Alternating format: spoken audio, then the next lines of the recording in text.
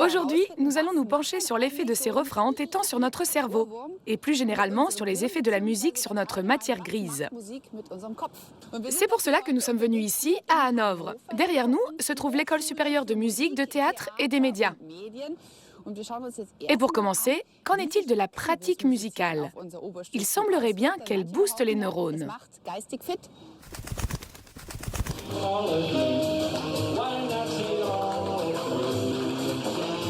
Willi Johanns a 74 ans et il a bien l'intention de garder l'esprit vif et alerte le plus longtemps possible.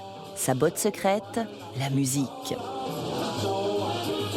Elle développerait certaines facultés cognitives et stimulerait notre cerveau.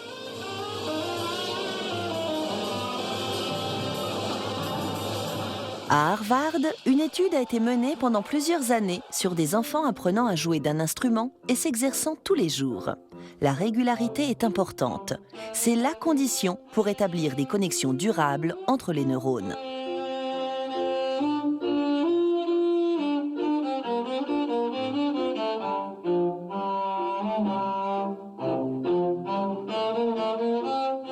Les enfants ont l'avantage d'apprendre vite.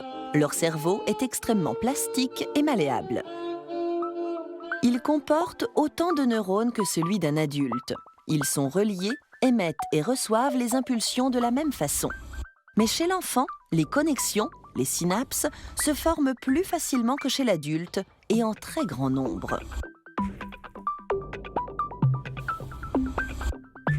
Les synapses utilisées dans l'étude d'un instrument, par exemple, sont consolidées, tandis que d'autres, moins sollicitées, disparaissent au fur et à mesure.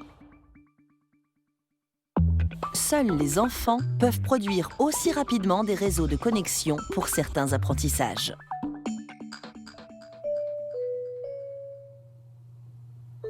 Lors de ce test, ce garçon doit dire si les deux mélodies sont identiques ou différentes. Un exercice facile pour lui, car la pratique de l'instrument a aussi développé son oreille.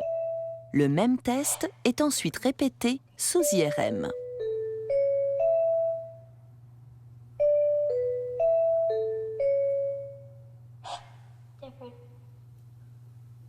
Les aires cérébrales activées sont mises en évidence. En haut, le cerveau d'un enfant qui fait de la musique. En bas, celui d'un enfant qui n'en fait pas. Dans le cerveau du musicien, les zones actives sont plus étendues. La musique favorise également l'expression orale, c'est prouvé scientifiquement.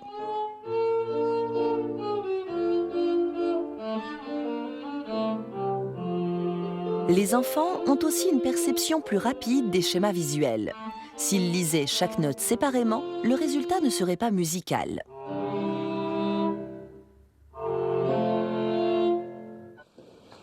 À l'université de Zurich, des chercheurs veulent aussi savoir si la musique rend plus intelligent. Et si elle facilite l'apprentissage des langues étrangères, par exemple. La compréhension acoustique des langues étrangères est un phénomène essentiellement auditif. Il faut saisir les informations pertinentes dans le flux verbal de la langue étrangère. Et nous savons que les enfants qui font de la musique et ont une oreille bien exercée savent mieux identifier et analyser le flux sonore d'une langue étrangère. Faire de la musique développe donc les capacités intellectuelles, mais à condition de jouer régulièrement. Quand on commence jeune, les modifications cérébrales perdurent même toute la vie. Et quand on débute seulement à l'âge adulte?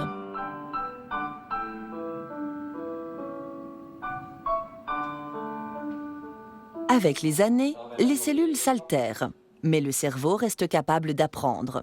Un cerveau sain demeure malléable toute la vie. Des adultes de 40 à 70 ans, ne connaissant pas la musique, suivent des cours de piano pendant 1 an, en s'efforçant de pratiquer tous les jours. Les chercheurs mesurent régulièrement l'activité électrique de leur cerveau et comparent les résultats.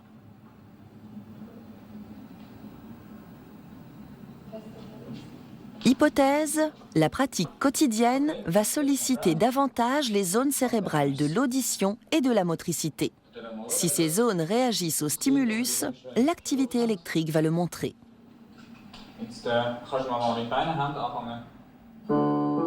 résultats sont surprenants.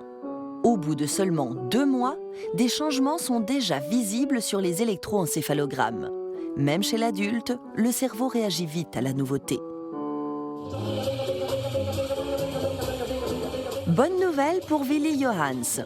Chanter et jouer de la musique régulièrement entretient la souplesse des neurones. Une vraie cure de jouvence.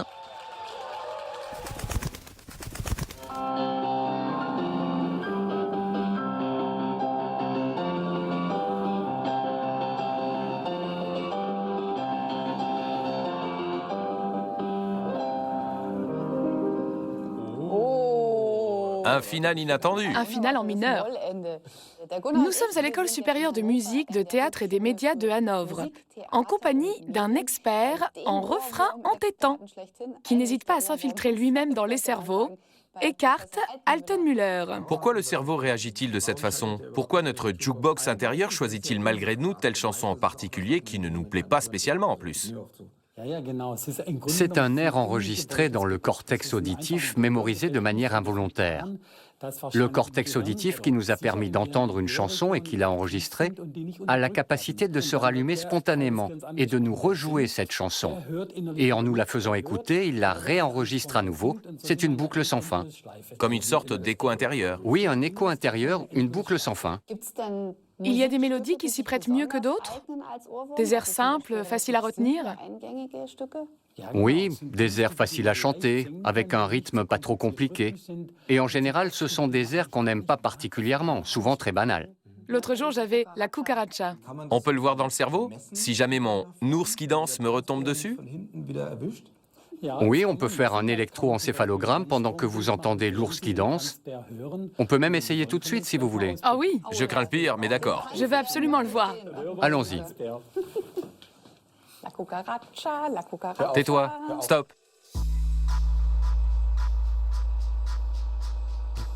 Nous allons donc tenter de débusquer cet ours qui danse dans mon cerveau.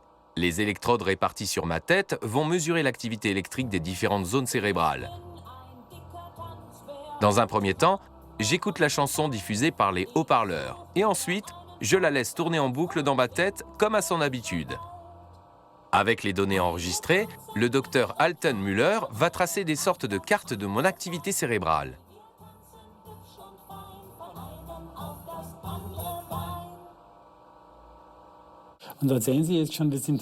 Ici, nous sommes au début de la chanson et on voit que les 2 lobes temporaux et frontaux sont activés. L'écoute de la musique active à la fois l'hémisphère gauche et l'hémisphère droit du cerveau. Et ici, quand vous écoutez la chanson, vous êtes également très attentif aux paroles. C'est pourquoi la partie gauche est plus active que la partie droite. Et maintenant, regardons ce qui se passe quand la chanson résonne uniquement dans votre tête, quand nous avons arrêté la musique. C'est pratiquement pareil. La seule différence, c'est que le centre de l'activité est passé de la moitié gauche à la partie supérieure du lobe frontal et du lobe temporal droit. Quand on imagine une musique, c'est comme si on la diffusait vraiment.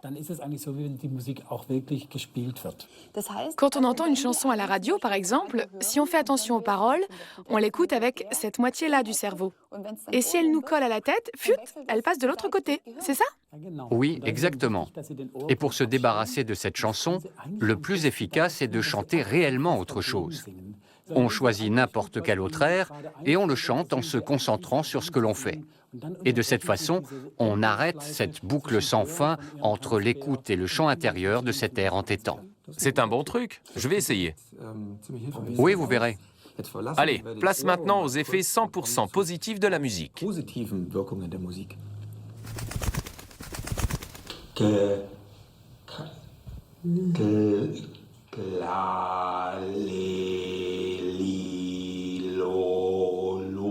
Chaque son lui demande de gros efforts. Une fois par semaine, Ulrich Reiners a rendez-vous avec Monika Jungblut, musicothérapeute, pour réapprendre à produire les sons et les syllabes.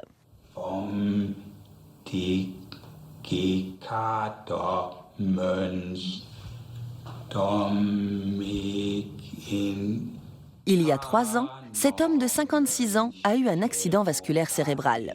Son hémisphère gauche, responsable du langage, a été endommagé.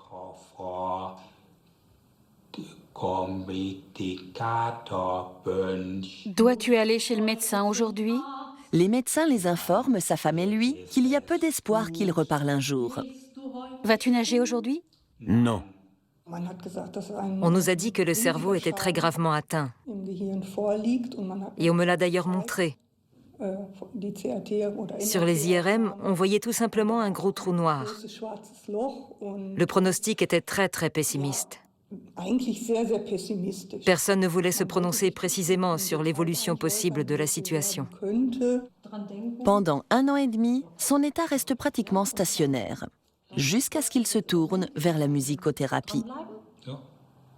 Ancienne chanteuse d'opéra, Monica Jungblut a mis au point une méthode pour traiter l'aphasie, l'altération de la fonction du langage. L'idée, chanter au lieu de parler. Je sais que les aphasiques aiment chanter. Pourquoi? Parce qu'ils peuvent encore déceler la hauteur du son, l'intonation. Hauteur des sons, mélodie, rythme, des éléments qui se retrouvent aussi dans la parole. Le principe de la thérapeute, si on travaille ses fonctions musicales, on réactive aussi le langage.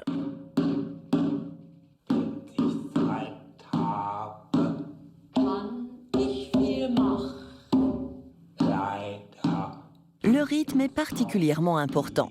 Comme le langage, il est également traité dans l'hémisphère gauche. L'objectif, retrouver le bon tempo de la parole en tapant sur le djembé.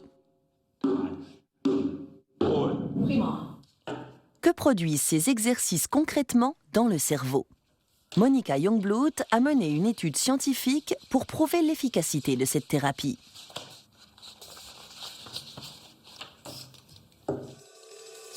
Ulrich a accepté de servir de patient témoin. L'étude est menée à l'Institut de neurologie de l'hôpital universitaire d'Aix-la-Chapelle sous la direction de Walter Huber, neurolinguiste.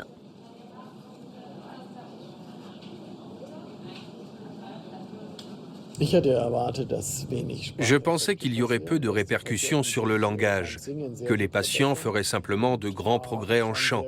Et j'ai été très étonné de voir que les effets sur le langage sont très nets et qu'ils sont également liés à une reprise d'activité dans l'hémisphère gauche, la partie endommagée.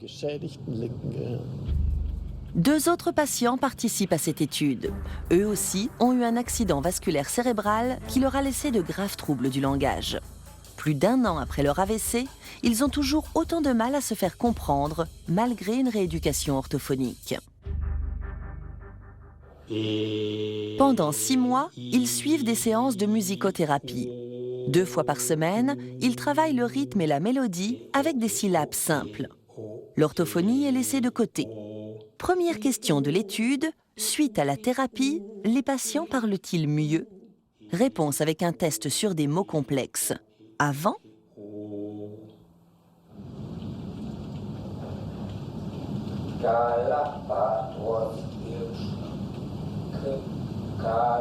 Et après ?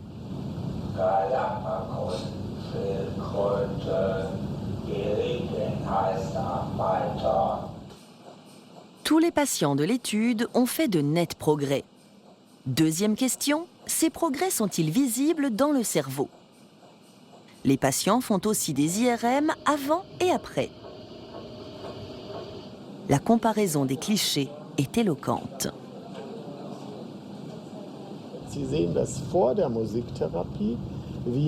On voit qu'avant la musicothérapie, il y a un centre d'activité dans l'hémisphère droit.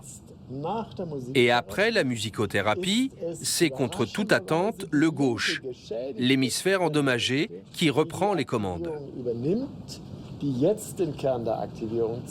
Et pourquoi est-ce important ? Parce que c'est un bon signe pour la récupération du langage. Pour parler, il a absolument besoin de son hémisphère gauche, alors que la musique se fait avec les deux.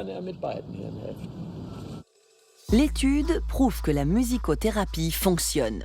Des régions de l'hémisphère gauche se réactivent et c'est là que la parole peut se reformer. Très franchement, je ne m'attendais pas à d'aussi grands progrès. C'est un résultat formidable. Ulrich Reiners récupère si bien qu'il peut aujourd'hui discuter avec sa femme.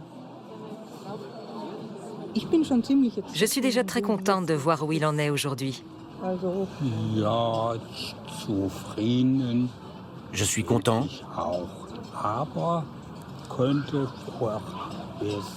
mais ça pourrait être encore mieux. Et tout le monde autour de nous, tous ceux qui ont vu comment il était avant et qui le voient aujourd'hui, n'en reviennent pas des progrès qu'il a faits. Oui. Tu crois? Oui. Des dizaines de milliers de personnes perdent l'usage normal de la parole suite à un accident vasculaire cérébral. La musicothérapie pourrait bien les aider à communiquer à nouveau. Génial. Caro et moi avons rencontré un jour des personnes atteintes de la maladie d'Alzheimer. Elles avaient oublié leur nom, oublié leur passé, mais les chansons de leur enfance, elles les connaissaient toujours par cœur. Oui, c'était très émouvant, je m'en souviens très bien. Nous avons même chanté avec elles. Ça montre toute l'importance de la musique pour elles et pour nous. Docteur Altenmüller, quel rôle joue la musique chez l'être humain? Sa fonction essentielle est certainement sa fonction sociale, l'organisation collective d'actions de grande ampleur. Aucune autre espèce animale, aucun autre primate n'est aussi doué que nous pour organiser des associations à grande échelle.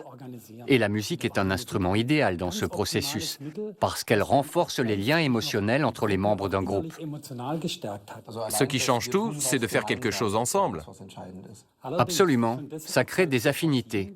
Cela permet de s'écouter les uns les autres, de faire attention aux autres. On le voit encore aujourd'hui dans les hymnes nationaux, par exemple, ou les chants des supporters des clubs de football. L'équipe de Hanovre n'a pas les mêmes que celle de Munich. Et c'est un acte social fondateur très important. Alors rapprochons-nous. D'accord, voici ce que je vous propose. Je vais jouer une mélodie et vous allez essayer de suivre le tempo.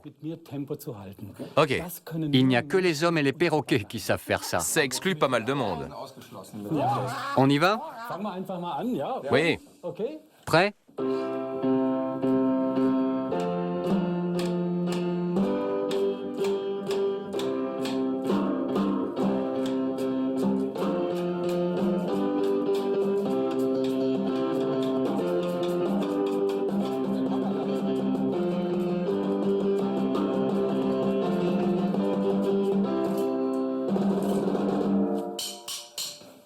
Vous avez vu? Perroquet.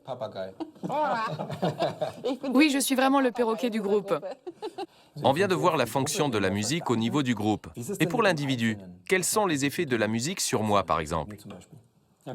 Elle a déjà fait quelque chose de très important. La musique favorise l'apprentissage du langage.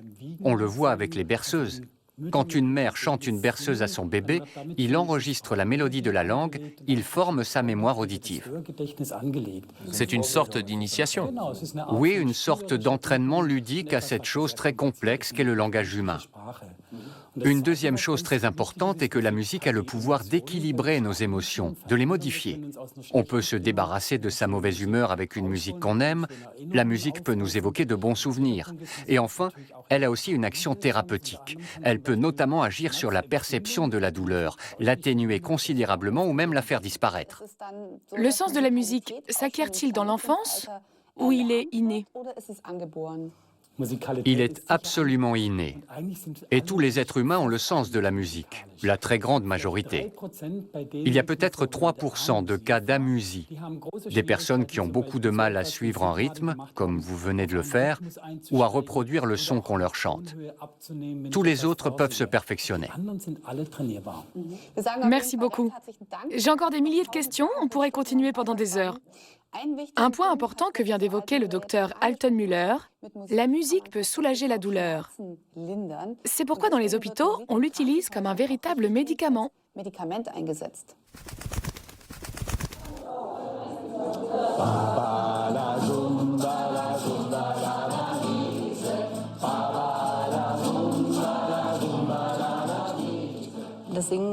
Quand je chante, ça se diffuse vraiment dans tout mon corps. Les sons résonnent A, O, M et font effet à différents endroits. Ils calment, détendent, réchauffent. On se sent en communion. Et la douleur, qui habituellement est toujours là, pendant ce temps-là, on n'y pense pas. Chanter pour soulager la douleur. Est-ce possible ou un simple effet de l'imagination?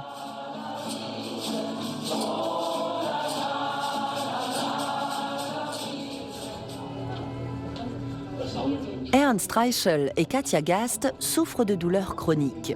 Pendant des années, ils ont consulté tous les médecins possibles, sans trouver de solution. La douleur est là en permanence. Elle taraude, tiraille à chaque mouvement. J'ai été opéré plus de 50 fois, de toutes les parties de la jambe. On m'a enlevé un morceau de muscle de l'épaule, le grand dorsal, pour faire une greffe. On m'a fait des greffes d'os aussi et une bonne dizaine de greffes de peau. Le traitement classique de la douleur chronique, kinésithérapie et médicaments, et quand plus rien ne fait effet, la chirurgie.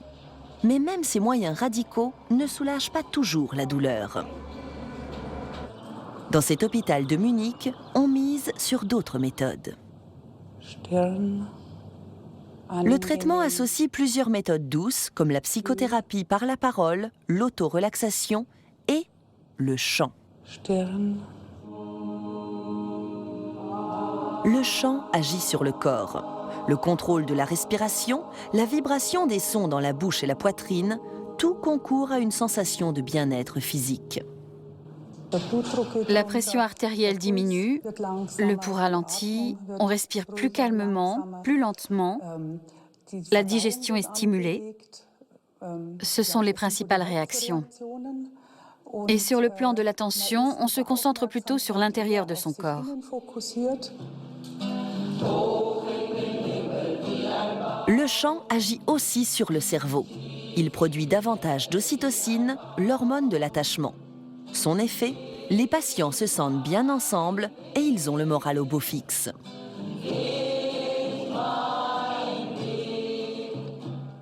Karim Merzoug, spécialiste de la douleur, pense également que le chant peut parfois remplacer les antalgiques.